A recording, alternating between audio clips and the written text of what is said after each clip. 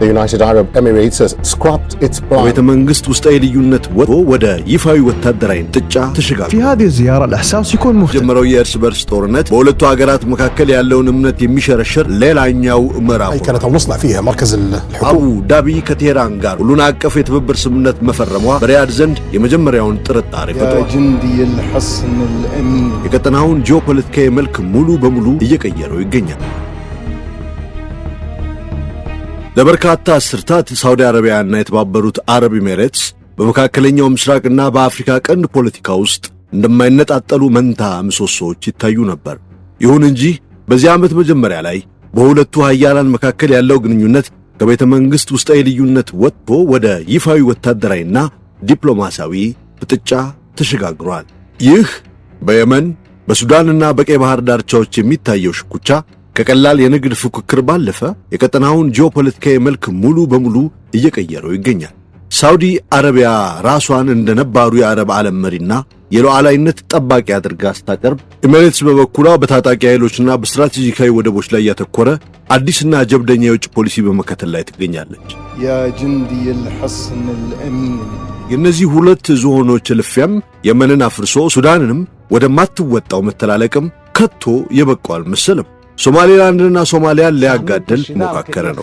እናም በሁለቱ ሀገራት መካከል የተፈጠረውን ስምምነት ያፈረሱት ዋና ምክንያቶችና ይህ ፍጥጫ በአፍሪካ ቀንድ የሚኖረውን ስር ነቀል ተጽዕኖ ልንተርከው ፈቅደናል። አብራችሁን ሁኑ የሳሎን ቲዩብ ወዳጅ ቤተሰቦች።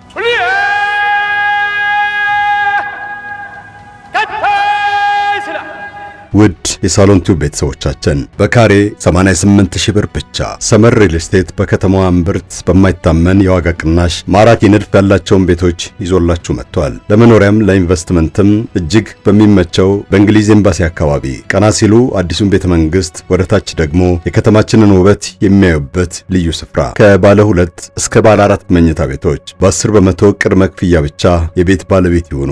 ቀሪውን 50 በመቶ በባንክ ብድር እንድትከፍሉ ተመቻችቷል። አሁን በ0993 569977 ወይም በ0993 40 66 77 ይደውሉ።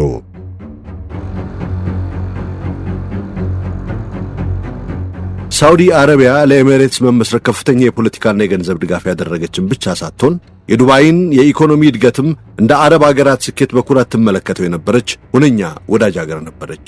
ሳውዲ አረቢያ ለረጅም ጊዜ የባህረ ሰላጤው ሀገራት የደህንነት አከርካሪ ሆና በማገልገል በተለይም ኢራን በኤሚሬትስ ላይ ለምታደርገው ወታደራዊ ትንኮሳ የዲፕሎማሲ ከለላ ስትሰጥ ቆይታለች። ይሁን እንጂ እንደ አውሮፓውያኑ ዘመን አቆጣጠር በ2008 ሳውዲ አረቢያ በኢራን የተያዙ የኤሚሬትስ ደሴቶችን ለማስለቀቅ በዛተች ወር ባልሞላ ጊዜ ውስጥ አቡ ዳቢ ከቴህራን ጋር ሁሉን አቀፍ የትብብር ስምምነት መፈረሟ በሪያድ ዘንድ የመጀመሪያውን ጥርጣሬ ፈጥሯል። ዛሬ ኤሚሬትስ የኢራን ሁለተኛዋ ትልቅ የንግድ አጋር መሆኗና በገንዘብ እጠባና ለሽብር ፈንድ መሸሸጊያነት መለየቷ ይህንን ስጋት ይበልጥ አጠናክሮታል።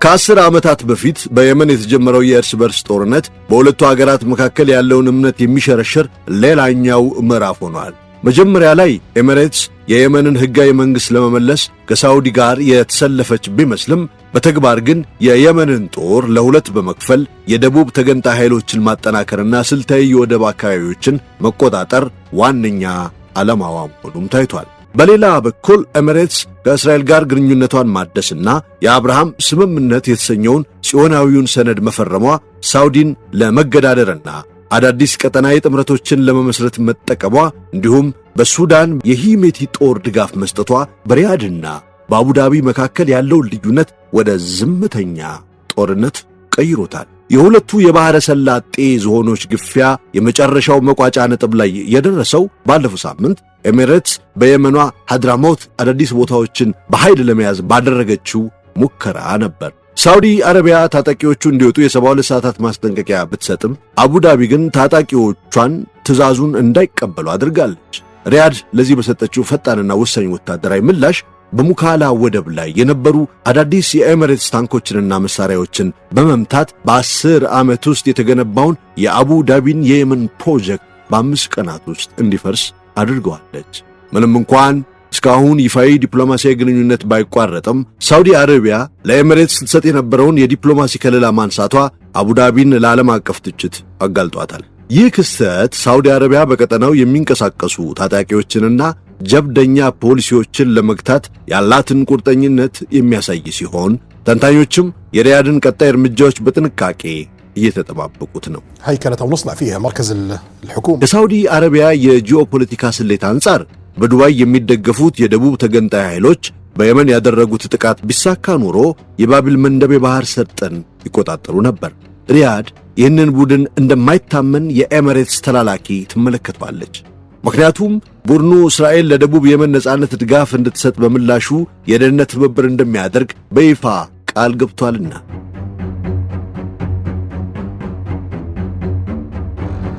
እስራኤል ቀደም ሲል በኤሚሬትስ ቁጥጥር ስር በነበረችው ሶክታራ ደሴት ላይ የስለላ ጣቢያ ያላት ሲሆን በቅርቡም ከሶማሌላንድ ጋር ወታደራዊ መዳረሻ ለማግኘት ስምምነት አድርጋለች። ይህም በበርበራ ወደብ ካለው የኤሚሬትስ ቆይታ ጋር በቀጥታ ይጋጫል። በሱዳንም ሳውዲ ማዕከላዊ መንግስቱን ስትደግፍ፣ ኤሚሬትስ ግን የወርቅ ንግድና የቀይ ባህር የየብስ መስመሮችን የሚቆጣጠረውን የሄሜቲን ጦር በግላጭ ትደግፋለች። ሳውዲ ከእስራኤል ጋር ግንኙነትን ለመስረት የሚደረገባትን ግፊት እየተቃወመች ያለች ሲሆን በኤሚሬትስና በእስራኤል መካከል ያለው ስልታዊ ወዳጅነት እሷን ለመከበብ የታለመ እንደሆነ ማመኗ ደግሞ ውጥረቱን አክሮታል ይላሉ ነገሩን ከስር ከመሰረቱ በቅጡ የሚያውቁት። ይህ ውጥረት ደግሞ ቀደም ሲል የነበረውን የጋራ የባህረ ሰላጤ ራዕይ የተሰኘውን የአረቡን ዓለም የጋርዮሽ ሕልም የማሳካት ተስፋ ጨልሞታል። ምንም እንኳን ባለፈው መስከረም ወር በኳታር ላይ የተሰነዘረው የእስራኤል ጥቃትን ተከትሎ የጋራ ግንባር ለመፍጠር ጥረት ተደርጎ የነበረ ቢሆንም የሳውዲ ኤሚሬትስ ስልታዊ ጥምረት በመሪዎቹ መካከል በነበረው የግል ግንኙነት መሻከር ጭምር ፈራርሷል። ኢራን ደከም ባለችበትና እንደ ግብፅና ቱርክ ያሉ ቀጠናዊ ኃይሎች በሌሎች ጉዳዮች ተወጥረው በሚገኙበት ወቅት በአቡዳቢ በዶሃና በሪያድ መካከል የሚደረግ ቅንጅት ለዓለም የተቀናጀ የአረብ ግንባር ሊፈጠር ይችል የነበረ ቢሆንም ቅሉ የፖለቲካ አለመተማመንና የጥርጣሬ መንፈስ የጋራ ራዕያቸውን አጥፍቶታል። በየመን የታየው የቅርብ ጊዜ ሂደትም መለያየቱን አጽንቶታል። አሁን ዋነኛው የፍጥጫ መድረክ ቀይ ባህርና እስራኤል በቀጠናው ያላት እየጨመረ የመጣ ተጽዕኖ ሆኗል። በምላሹም ሪያድ የእስራኤልና የኤሚሬትስን ተጽዕኖ ለመቀነስ ከፓኪስታን ከቱርክና ከግብፅ ጋር ያላትን ወታደራዊ ትብብር እያሰፋች ትገኛለች። በተባበሩት አረብ ኤሚሬትስ በኩል ደግሞ ምንም እንኳን የደቡብ ተገንጣይ ኃይሎች በሳውዲ ግፊት ቢዳከሙም አቡዳቢ ለሪያድ ፍላጎቶች ሙሉ በሙሉ እጅ አልሰጠሁም ብላለች። ከእስራኤል ጋር ያለው ግንኙነትም ሌላው የመከፋፈያ መስመር ሆኗል። ኤሚሬትስ ከአብርሃም ስምምነት በኋላ ከእስራኤል ጋር ያላትን ወዳጅነት ይበልጥ እያጠናከረች ባለችበት ወቅት ሳውዲ አረቢያ ግን ከጋዛ ጦርነት ጋር ተያይዞ ከእስራኤል ይልቅ ከቱርክ ጋር ያላትን ትብብር ለማሳደግ መርጣለች። ይህ ደግሞ ሳውዲ አረቢያ ኤሚሬትስን የልጅ ልጃቸው እንደሆኑ በሚታመኑት ፍልስጤማውያን ላይ ግፍ ከሚፈጽም መንግሥት ጋር እንደተሰለፈች አድርጋ እንድትፈረጅ ዕድል ሰጥቷል። በአሁኑ ወቅት በአረብ አገራት ዘንድ እንደ ዋና ቀጣይ አደፍራሽ የምትታየው እስራኤል እንጂ ኢራን አይደለችም የሚል የጋራ ግንዛቤም እየመጣ ነው። ይሁን እንጂ ኤሚሬትስ ከእስራኤል ጋር ያላትን ትስስር ከአሜሪካ የፖለቲካ ድጋፍ ሊያስገኝላት ቢችልም በሪያድ በኩልም ያለው በራስ መተማመን የመጣው መሐመድ ቢን ሰልማን ዋሽንግተንን ከጎበኙ በኋላ መሆኑን ነገሩን አወሳስቦታል። ትራምፕ ከኤሚሬትስ ጋር በሚፈጠረው ግጭት የአቡዳቢ ወገን እንደማይሆኑ አረጋግጠውላቸዋል ተብሏል። ቢሆንም ግን የኤሚሬትስ በዋሽንግተን ያላት ተጽዕኖ ጠንካራ በመሆኑ የሳውዲን ጫናዎች መቋቋም እንደምትችል ይገመታል የሚሉት ተንታኞች የዱባይ ወደ ህንድ መሻገርንም በሚገባ መመልከት እንደሚገባ ይከራከራሉ።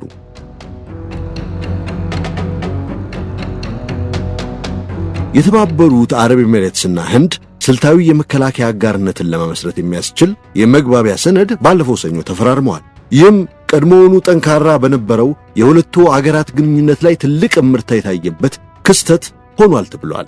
ይህ የመግባቢያ ሰነድ የተፈረመው የኤሚሬትስ ፕሬዝዳንት ሼክ መሐመድ ቢን ዛይድ ወደ ኒው ደልሂ ባደረጉት የ2 ሰዓት የሥራ ጉብኝት ሲሆን በቆይታቸውም ከህንዱ ጠቅላይ ሚኒስትር ናሬንድራ ሞዲ ጋር በኢነርጂ በንግድና በቴክኖሎጂ ዘርፎች ትብብርን ስለማሳደግ መክረዋል። ስምምነቱ ሁለቱ አገራት ወደፊት በመከላከያ ዘርፍ ጥልቅ ትብብር እንዲያደርጉ የሚያስችል ማዕቀፍ የሚፈጥር ሲሆን በተለይም በቅርቡ የተካሄደው የጋራ ወታደራዊ ልምምዶችና ከፍተኛ ወታደራዊ አመራሮች ያደረጓቸው ጉብኝቶች የዚህ ስልታዊ ወዳጅነት መገለጫዎች ናቸውም ተብሎላቸዋል። ይሁን እንጂ የህንድ የውጭ ጉዳይ ሚኒስትር ቪክራም ሚስሪ እንደገለጹት ይህ የመከላከያ ትብብር ህንድ በቀጠናው በሚነሱ ግጭቶች ውስጥ በቀጥታ ጣልቃ ትገባለች ማለት እንዳልሆነ አጽንዖት ሰጥተውበታል። ይህ ዲፕሎማሲያዊ እንቅስቃሴ የተከሰተው የህንድ ቀጠናዊ ባላንጣ የሆነችው ፓኪስታንና ሳውዲ አረቢያ የጋራ መከላከያ ስምምነት ከተፈራረሙ ከጥቂት ወራት በኋላ መሆኑን ጉዳዩን ይበልጥ ውስብስብ ያደርገዋል። በተጨማሪም በየመን ጉዳይ በሳውዲና በኤሚሬትስ መካከል ያለው ልዩነት እየሰፋ በመጣበት ወቅት ኤሚሬትስ ከህንድ ጋር ያላትን ወዳጅነት ማጠናከሯ ልዩ ትርጉም ይሰጠዋል። ከመከላከያ ዘርፍ ጎን ለጎን ሁለቱም ሀገራት በዓመት 0.5 ሚሊዮን ሜትሪክ ቶን የተፈጥሮ ጋዝ ለሚቀጥሉት 10 ዓመታት ለህንድ ለማቅረብ የሚያስችል የ3 ቢሊዮን ዶላር ስምምነት አኑረዋል። ይህም ህንድን የተባበሩት ኤሚሬትስ ቀዳሚ የጋዝ ደንበኛ ያደርጋታል። ባለፉት ጥቂት ዓመታት የሁለቱ ሀገራት የንግድ ልውውጥ 100 ቢሊዮን ዶላር የደረሰ ሲሆን ይህንን መጠን እንደ አውሮፓውያን አቆጣጠር እስከ 2032 ድረስ ወደ 200 ቢሊዮን ዶላር ለማሳደግ መሪዎቹ መስማማታቸው ደግሞ የባሕረ ሰላጤውን ግጭት ወደ ፓኪስታንና ህንድ የሰነበተ ንትርክ እንዳያሻግረው እጅጉን ያሰጋል። በሳውዲ አረቢያና በተባበሩት አረብ ኤሚሬትስ መካከል ለተወሰነ ጊዜ በነዳጅ ምርትና በሱዳን ጦርነት ዙሪያ የቆዩ ልዩነቶች ቢኖሩም አሁን ግን ውጥረቱ ወደ ይፋዊ ጠብ ተሸጋግሯል። ከወር በፊት ሳውዲ አረቢያ በደቡብ የመን አልሙካል ወደብ ላይ የኤሚሬትስ እጅ አለበት ያለችውን የጦር መሳሪያ ጭነት በቦምብ መምታቷ ሁለቱ ሀገራት ለዘመናት የገነቡት የዲፕሎማሲ ግንብ መናጋቱን ያሳያል። ሪያድ አቡዳቢን እጅግ አደገኛ የሆነ ድርጊት እየፈጸመች ነው ስትል በይፋ የወቀሰች ሲሆን አቡዳቢ በበኩሏ ሳውዲዎች መሰረተ ቢስ ስህተት እያሰራጩ ነው በማለት ምላሽ ሰጥታለች። ይህም ከዚህ ቀደም ታይቶ በማይታወቅ መልኩ በሁለቱ ሀገራት ምሁራንና ተንታኞች መካከል የቃላት ጦርነት እንዲቀሰቀስ ጭምር አድርጓል። እንደ ተንታኞች ገለጻ የሁለቱ ሀገራት ስልታዊ ልዩነት አሁን ላይ ግልጽ የሆነ መልክ እየያዘ መጥቷል። የተባበሩት አረብ ኤሚሬትስ በየመን በሱዳንና በሊቢያ የሚገኙ ታጣቂ ቡድኖችንና ተገንጣይ ኃይሎችን በመደገፍ ላይ ስታተኩር፣ ሳውዲ አረቢያ ደግሞ የሀገራትን ድንበርና ሉዓላዊነትን የሚያስከብሩ የፖለቲካ ጥምረቶችን በመገንባት ላይ ትገኛለች። በተለይም በሱዳን ጉዳይ ሳውዲ አረቢያ ለመደበኛው ጦር ድጋፍ ስትሰጥ፣ ኤሚሬትስ ደግሞ ለሄሜቲ ታጣቂዎች ከለላ መሆን ትልቅ የልዩነት መስመር ፈጥሯል። በተጨማሪም በቅርቡ እስራኤል የሶማሌላንድን ነጻነት ማወቋን ሳውዲ ስታወግዝ፣ ኤሚሬትስ ግን ዝምታን መምረጧ አቡዳቢ ሶማሌላንድ ውስጥ ወታደራዊ ጣቢያ ለመገንባት የምታደርገው ጥረት የልዩነት ሌላኛው ማሳያ ሆኗል። ምንም እንኳን አንዳንድ ምሁራን በንግድና በቱሪዝም ዘርፍ ያላቸው የጋራ ጥቅም ወደፊት አገራቱን መልሶ ሊያገናኛቸው ይችላል ብለው ቢጽፉም፣ በአሁኑ ወቅት ግን ሪያድ በወታደራዊ ኃይል በታጀበ ራስን የመከላከልና ጥቃቶችን የመገደብ ፖሊሲ ላይ ትኩረት አድርጋለች።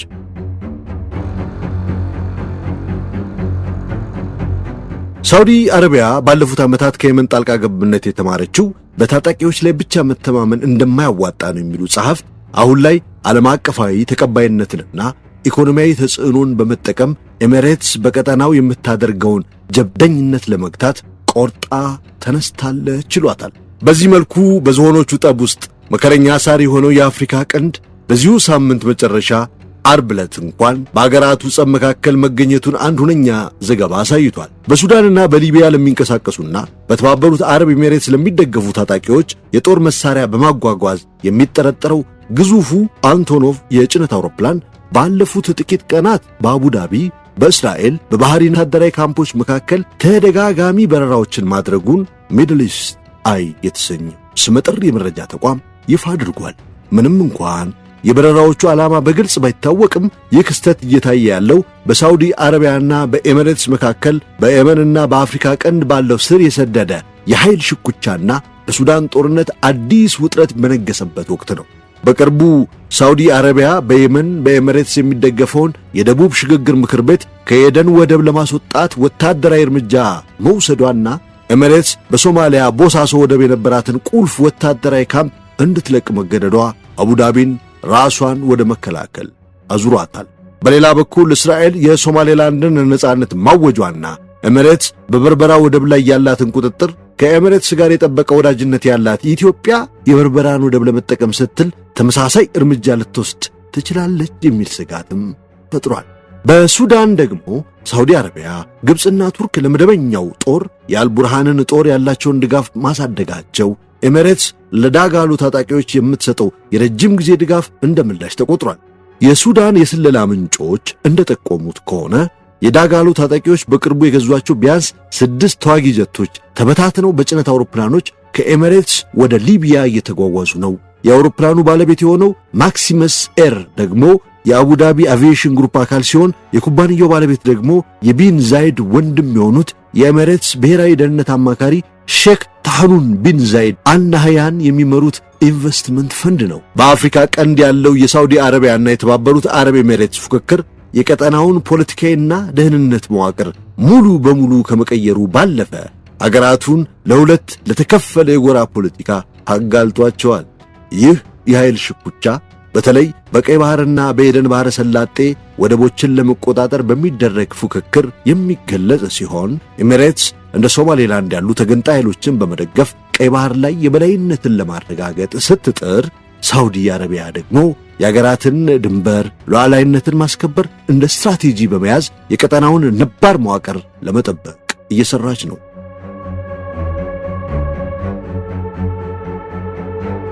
የሱዳን ጦርነት ደግሞ የዚህ ፉክክር እጅግ አደገኛ መገለጫ ሆኖ ብቅ ብሏል። ሳውዲ አረቢያና ግብፅ ለመደበኛው የሱዳን ጦር ያላቸውን ድጋፍ ማጠናከራቸው የኤሚሬትስን ፖሊሲ ለመመልከት የታለመ ሲሆን ይህም በአፍሪካ ቀንድ ሀገራት መካከል ያለውን ዲፕሎማሲያዊ ግንኙነት ይበልጥ እንዲሻከር አድርጎታል። የተባበሩት አረብ ኤሚሬትስ ኢትዮጵያና እስራኤል የመሰረቱት ስልታዊ ጥምረት በአሁኑ ወቅት በአፍሪካ ቀንድና መካከለኛው ምስራቅ አዲስ የኃይል ሚዛን እየፈጠረ ይገኛል። ይህ ጥምረት በዋናነት የተመሰረተው በኢኮኖሚ ትስስር፣ በወታደራዊ ቴክኖሎጂና የጋራ ጂኦፖለቲካዊ ስጋቶችን በመመከት ላይ ነው።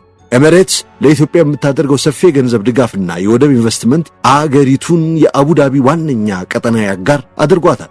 እስራኤል በዚህ ጥምረት ውስጥ ያላት ተሳትፎ በተለይ በከፍተኛ የደህንነት ቴክኖሎጂና በዲፕሎማሲያዊ ድጋፍ የሚገለጽ ሲሆን ሰሞኑን የሶማሌላንድን ነጻነት ማወጅም የኤሚሬትስን የባህር በር እና የወደብ ፍላጎት ከኢትዮጵያ ስትራቴጂ ጋር ለማስተሳሰር የሚያስችል ትልቅ እርምጃ ተደርጎም ተወስዷል። ያሰላለፍ እንደ ሳውዲ አረቢያና ግብፅ በአካባቢው ያሉ ነባር ኃይሎችን ስጋት ላይ የጣለ ሲሆን በተለይም ኤሚሬትስ በሱዳንና በቀይ ባህር አካባቢ የምታደርገው ወታደራዊ እንቅስቃሴ የቀጠናውን ፖለቲካ ከባህላዊው አረብ ተኮር አሰላለፍ ወደ አዲስ ኢትዮ እስራኤል ኤሚሬትስ የሶስትዮሽ ጥምረት እንዲሸጋገር እያደረገው ስለመሆኑ ብዙ እየተባለበት እየተጻፈበትም ነው። ጠቅልለን ስንመለከተው በአፍሪካ ቀንድ በተለይም በሶማሊያና በሶማሌላንድ ጉዳይ ላይ በሁለቱ ሀገራት መካከል ያለው ልዩነት በግልጽ እየታየ ይገኛል። የተባበሩት አረብ ኤሚሬትስ በርበራ ወደብ ወታደራዊ ካምፕ ከመመስረት ባለፈ ከሶማሌላንድ ጋር ጠንካራ ወታደራዊና ኢኮኖሚያዊ ትስስር ያላት ሲሆን በቅርቡም ስልታዊ አሰላለፏን ከኢትዮጵያ ጋር አድርጋለች። በአንጻሩ ሳውዲ አረቢያ የአገሪቱን መከፋፈል ለመከላከል በሞቃዲሾ የሚገኘውን የፌዴራል መንግስት ትደግፋለች። ሰሞኑን እስራኤል የሶማሌላንድን ነጻነት ማወቋ በሪያድ ዘንድ ከፍተኛው ግዘት ቢገጥመውም አቡዳቢ ግን ዝምታውን መምረጧ ሳውዲ አረቢያ በኤሚሬትስና በእስራኤል የጠበቀ ግንኙነት ምክንያት መከበብ እየደረሰብኝ ነው የሚል ስጋቷን ይበልጥ እንዲባባስ አድርጎታል።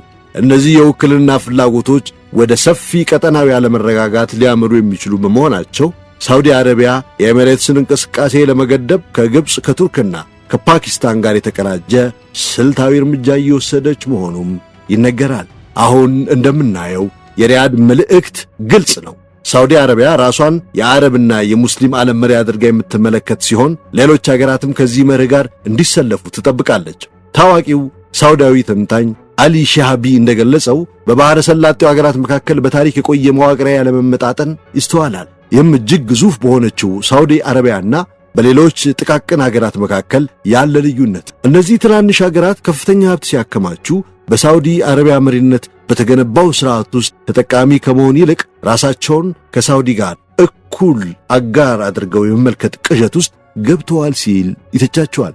የራሳቸውን ነጻነት ለማሳየትም አልፎ አልፎ ከሪያድ ፍላጎት ጋር የሚጋጩ ተቃራኒ የፖለቲካ አቋሞችን እስከመያዝ መዳፈራቸውንም ተንታኙ ያነሰዋል።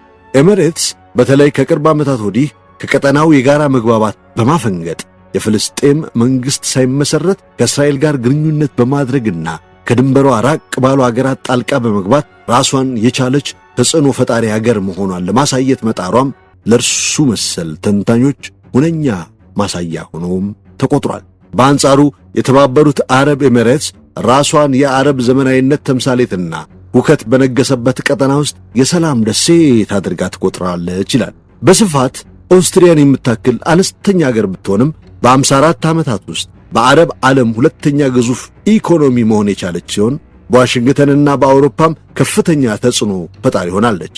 የኤሚሬትስ ፕሬዝዳንት መሐመድ ቢን ዛይድ በቅርቡ ለወጣቶች ባደረጉት ንግግር አገራቸው በጨለማ ምድር ላይ እንደምትበራ ብርሃን አድርገው ሲስሏት ተስተውለዋል። የአቡ ዳቢ ዲፕሎማሲያዊ አማካሪ አንዋር ጋርግሽ እንደሚሉት ኤሚሬትስ ቀጠናዊ እይታ ያላት ተጽዕኖ ፈጣሪ አገር ስለሆነች ተገላ ከመቀመጥ ይልቅ ንቁ ተሳትፎ ማድረግን መርጣለች።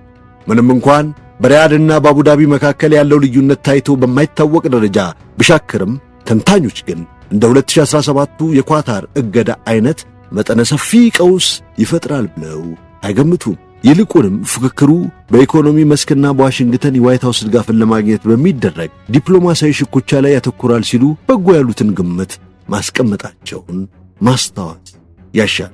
መልካም ጊዜ። የሳሎን ቲዩብ ቤተሰቡ